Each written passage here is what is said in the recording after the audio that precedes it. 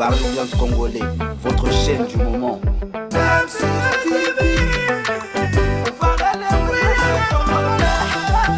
ça se passe dans le Tibia. Tibia. Tibia. Mama na bana Tibia. Dada na bana Tibia.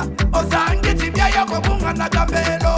Oko sede trouver la balbega, abonnez-vous. African Caraïbe. Tibia. Koko la basi. Tibia. Koko la basi.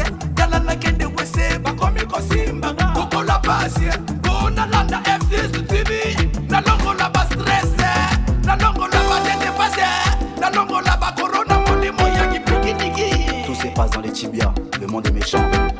Votre chaîne est diversement. Abonnez-vous massivement. Tout ça s'est passé dans les Tibia. On en reparlera. Tibia. Les gars. Tibia. Koko la basi. Tibia. Konou la basi. Divertissement, amusement tout en restant intelligent. Anti-stress, anti-AVC. Bonsoir, nous sommes ici sur Paris. Vous suivez la F6 TV. On est venu rendre visite aux éditorialistes, on appelle ça comme ça? Oui, allez. Du magazine Renaissance. À qui ai-je l'honneur? Alors, Honneur aux femmes, hein? C'est bon, hein? alors moi je m'appelle Divine Muntu, c'est mon vrai nom, Divine Muntu. Et donc je suis la créatrice du magazine Renaissance Magazine. Et donc c'est un collectif de chercheurs indépendants. Moi je suis historienne. Lembo, qui est mon collaborateur préféré, il est un géographe. Voilà. Donc on travaille ensemble pour conscientiser et pour donner des informations. Pas de souci.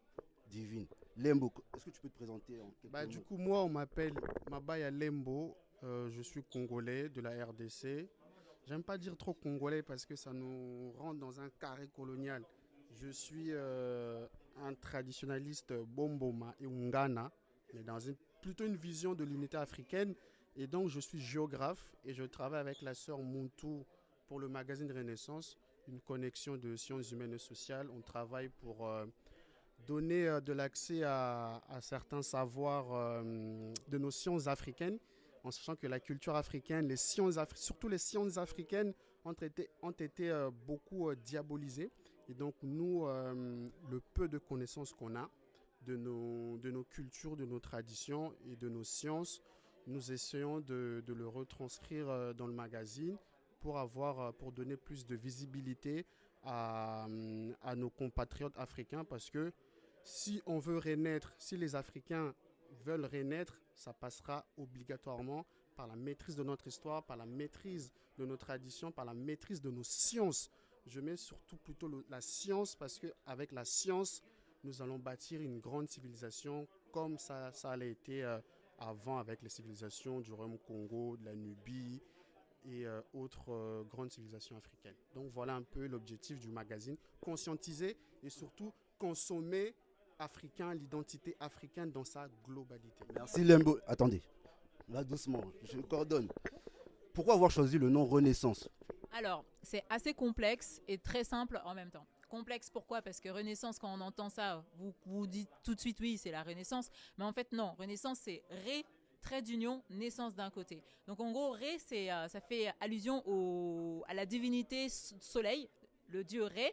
Mais attention, j'ai dit divinité, mais chez nous, encore une fois, ce que vient de dire Yael Limbo, c'est très important, c'est qu'on est là pour démystifier les choses. Lorsque vous entendez divinité, tout de suite les gens vont penser à un dieu. Non, chez nous, les divinités, ce sont des énergies. C'est une énergie, c'est une vision, un aspect en fait de l'univers en fait. Donc en fait, le soleil, tout le monde le sait, c'est une énergie. C'est vraiment représentatif. Donc en fait, Ré, c'est quoi? Ré, c'est le soleil, c'est la lumière en fait. Donc en fait, lorsque la lumière émerge des ténèbres, c'est comme une prise de conscience en fait qui s'opère. Donc en gros, on a choisi Renaissance parce que dans la mythologie égyptienne, mais aussi dans la mythologie Congo, on parle beaucoup de Ré comme dieu, mais on parle aussi chez nous de Mbumbaloa. Mbumbaloa, c'est l'équivalent de Ré chez nous. Et donc lorsque le soleil naît, et ben, avec la lumière, c'est le symbole en fait. La lumière, la prise de conscience. C'est pour ça qu'on a choisi Ré d'un côté et naissance de l'autre. Renaissance. Merci Muntu. Quelle est la cible visée? Alors, pour la cible visée, pour moi, c'est que pour les mélanodermes. Quand je dis mélanodermes, c'est de façon plus vulgaire, c'est les noirs. J'aime pas employer le mot noir. Je préfère plutôt dire les mélanodermes. Donc, c'est les mélanodermes qui vivent sur le continent africain, mais aussi en diaspora africaine, que ce soit en Europe, en Asie, en Amérique du Nord, en Amérique latine. C'est vraiment réservé aux mélanodermes parce que il faut que nous retournons à nos choses, à nous, que ce soit nos sciences, nos histoires et connaître en réalité qui nous sommes. Lorsqu'on voit nos compatriotes africains, parfois on se dit qui sommes-nous, juste par les noms qu'on porte. Ça montre bien un déracinement total de notre identité. Et c'est à travers le magazine Renaissance que nous voulons apporter toutes ces bonnes choses-là qui est liées à notre histoire et à notre identité. Merci beaucoup Lembo. Voici le magazine. Où pouvons-nous se le procurer pardon. Alors, on pense, en fait, pour l'instant, là, c'est vraiment un tirage exceptionnel cette fois-ci. Donc, on peut l'avoir, soit vous nous contactez sur notre Insta, et du coup, on vous enverra un tirage. Soit sur notre site internet, on a la version internet, en fait. Voilà. Je peux donner la page d'Instagram. Alors, Les réseaux sociaux. Oui, dans les réseaux sociaux, c'est Ré d'un côté, Naissance Magazine. Voilà, mais c'est assez simple à trouver. Hein. Ok, merci. Je vois que c'est écrit Congo avec un K. Pourquoi le K? Alors, moi, je vais répondre à cette question. Alors, dans ce numéro, justement, spécial, il y a, pour commencer, on a parlé du Congo. En fait, pour commencer à parler du Congo, j'ai pris l'exemple de la fameuse phrase que dit Sarkozy, comme quoi l'Afrique n'est pas encore entrée dans l'histoire. Pourquoi? Parce qu'il faut savoir une chose, c'est qu'en histoire ou dans les sciences humaines et sociales, on considère qu'une société est entrée dans l'histoire à partir du moment où elle se sert de l'écriture. Donc en fait, pour Sarkozy, on n'était pas rentré dans l'histoire, on faisait partie de ces sociétés entre guillemets proto-historiques. Et sauf que, il s'est trompé parce que au Royaume Congo déjà, dans les années 1400, on avait une écriture qui s'appelait le Nati Congo. Pourquoi le Congo avec un K? Justement, lorsqu'on découvre cet alphabet, notre alphabet à nous, l'alphabet Nati, en fait, on s'aperçoit que le C n'existe pas. Donc, vu que le C n'existe pas, il est logique d'écrire Congo avec un K.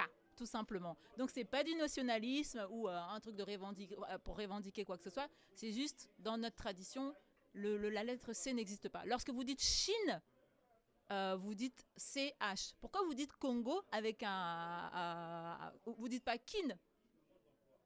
En fait, on ne devrait pas dire Congo avec un C, sinon ça fait Congo. Enfin, je sais pas, c'est bizarre. Enfin, c'est pas la bonne prononciation, en fait. Nous, on prononce K, en fait. C'est le K qui existe, pas le C. D'accord, merci. Là, je vois, il y a l'héros national Patrice Emery Lumumba. J'ai une question pour toi, Lembo. Si tu pourrais me citer 3 personnalités noires qui ont marqué la cause africaine et noires pour toi, qui t'ont marqué pour toi. Alors, je ne dirais pas les noms connus, hein, tout ce qui est Lumumba, Nkrumah, Sékou Touré, Shaka Zulu, non.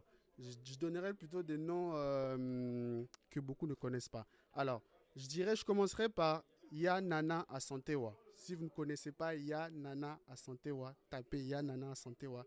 Ce fut une reine du royaume Ashanti. Elle s'est battue contre l'armée britannique dans les années 1900. C'est vraiment une guerrière top. Ensuite, nous avons Maman Akwaltum. Elle s'est aussi battue. Akwaltum, c'est au royaume Congo. Elle s'est battue aussi contre l'occupation portugaise. Et ensuite, pour finir, alors qu'est-ce que je prends qui? Allez, je vais prendre Samora Machel.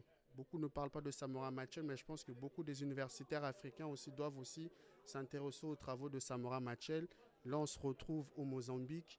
J'ai un peu fait un peu partout, hein, Ghana, Congo, Mozambique. C'est vraiment dans l'unité africaine que nous devons penser et étudier surtout la lutte de nos grands guerriers qui se sont battus pour le continent et l'émancipation des mélanodermes partout dans le monde.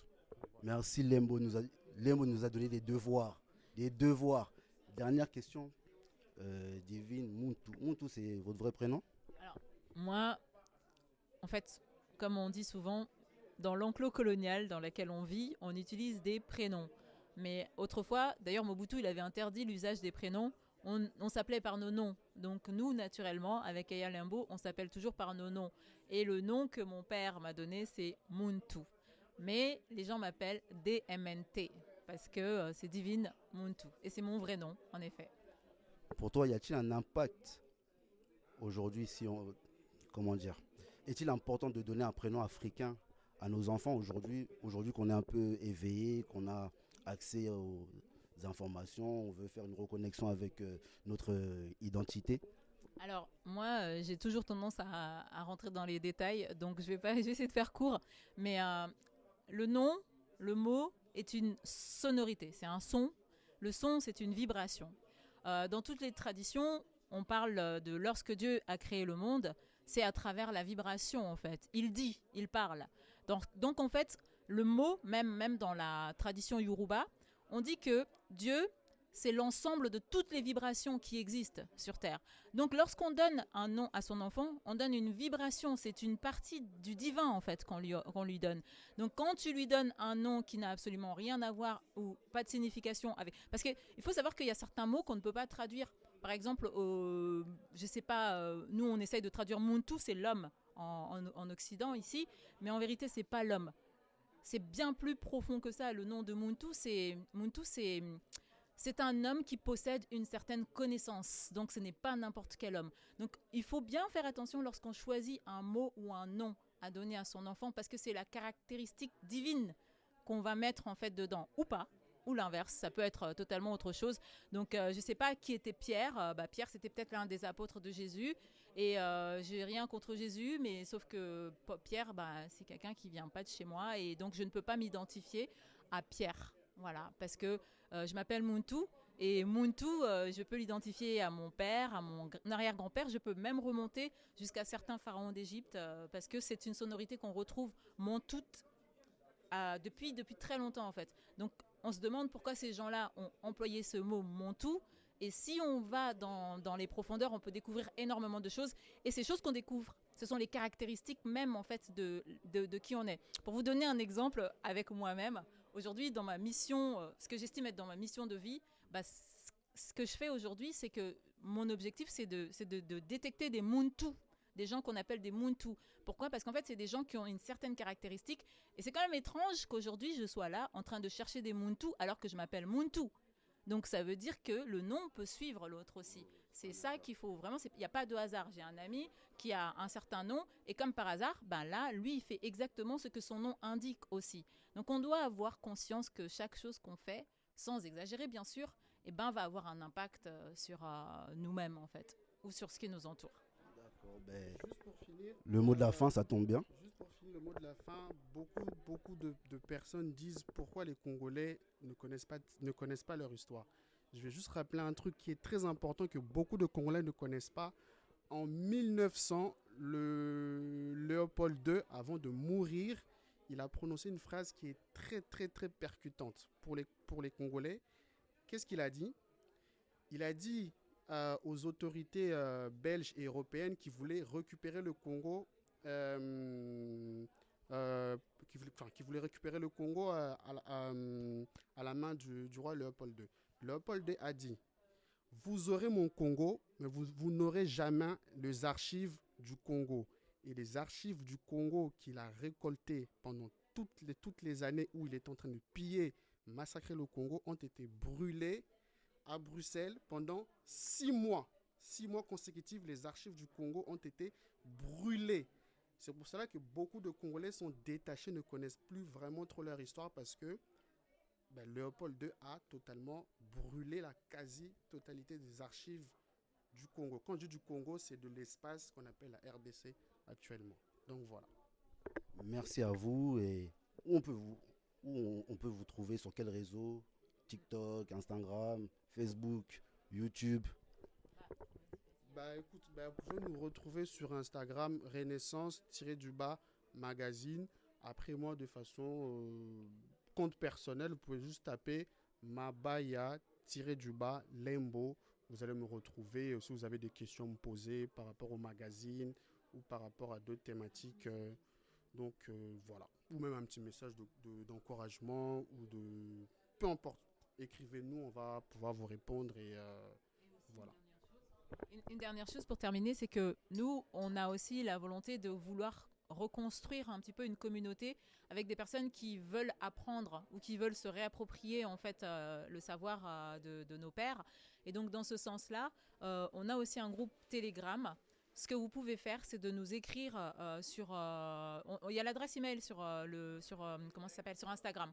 Vous nous écrivez sur Instagram, vous nous dites pourquoi vous voulez nous rejoindre et on va étudier votre demande. Ensuite, on vous enverra la charte du groupe et vous pourrez nous rejoindre soit simplement pour partager parce que vous avez envie d'agrandir vos connaissances sur votre culture, sur la tradition, soit si vous avez quelque chose à donner, vous pouvez aussi faire entrer dans le groupe des chercheurs.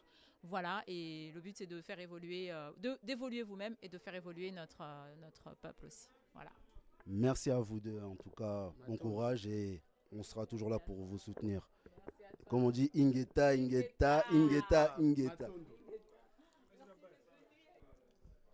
Bonsoir. Oui, bonsoir. À qui ai-je l'honneur, même si moi je sais déjà, mais pour les gens qui nous suivent sur F6 TV. Oui, je m'appelle Martin Sali Bongengue Bongania. Je suis le président du RCK, les résistants combattants du Congo. Comment ça va? Bon, ça va, je me porte bien et puis les RCK se portent bien aussi. Voilà. Que faites-vous ici? Bon, effectivement, aujourd'hui il y avait les films époustouflants qu'on a vus et surtout pour le livre de notre sœur qui est sorti, donc la Renaissance, surtout pour le soutien de la RDC, du Congo. C'est pour ça que nous sommes venus, pour écouter, pour partager et puis surtout soutenir ceux qui souffrent dans l'Est de la République démocratique du Congo. Voilà ce qu'on a retenu aujourd'hui.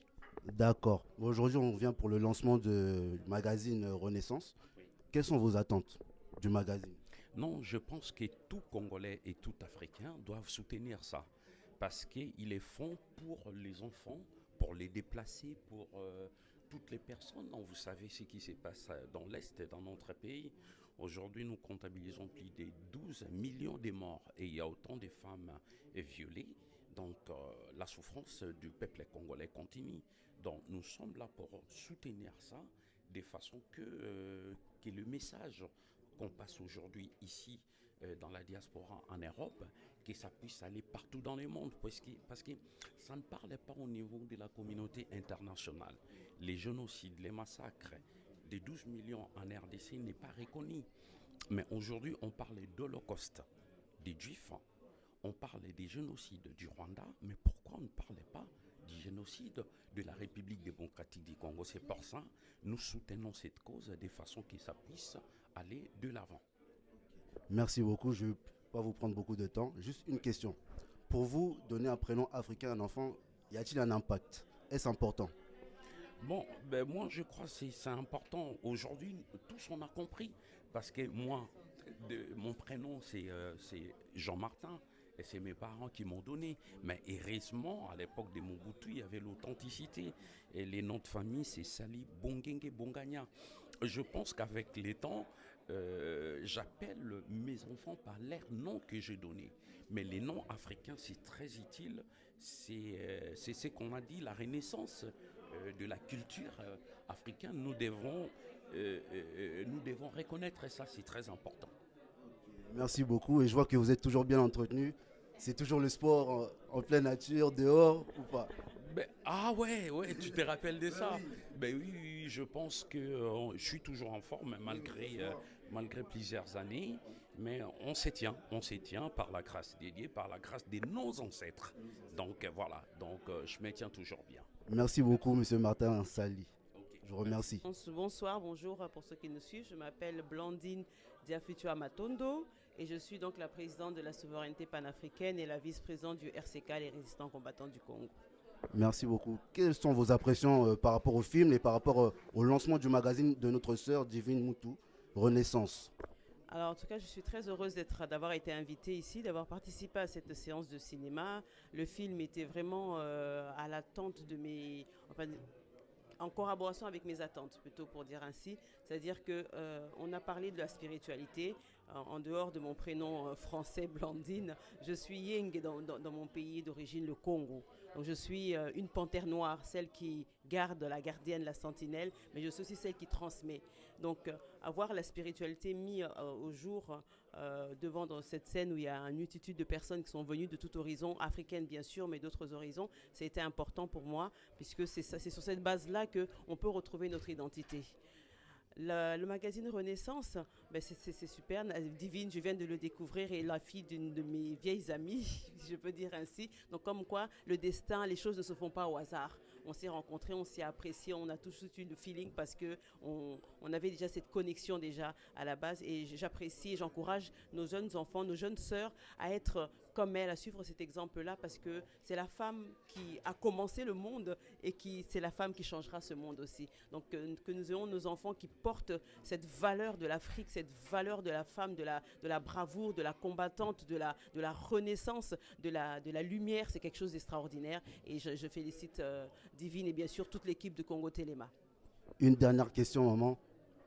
Est-ce que la communauté doit se séparer du christianisme, pour vous? Alors pour moi, comme je dis à mes enfants, pour moi la religion c'est une veste. Aujourd'hui je porte celle-ci, demain je pourrai en porter une d'une autre couleur. La spiritualité c'est soi, c'est la relation qu'on a directement avec Dieu. C'est le lien qu'on a déjà à partir du ventre de nos mères. Donc c'est quelque chose qui est inévitable, indestructible.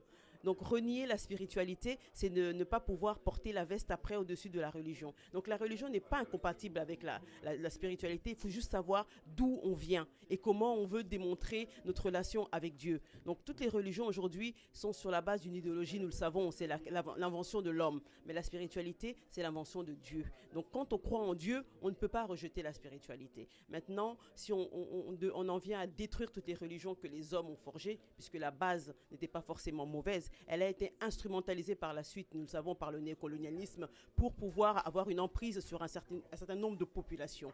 Mais si nous regardons le fondement de chacune des religions, on retrouve l'amour, la solidarité et l'unité. Donc basons-nous sur ces mots-clés pour former un peuple uni, même s'il y a des divergences religieuses. Voilà ce que je peux dire. Merci maman. Ingeta. Toujours et toujours. Toujours.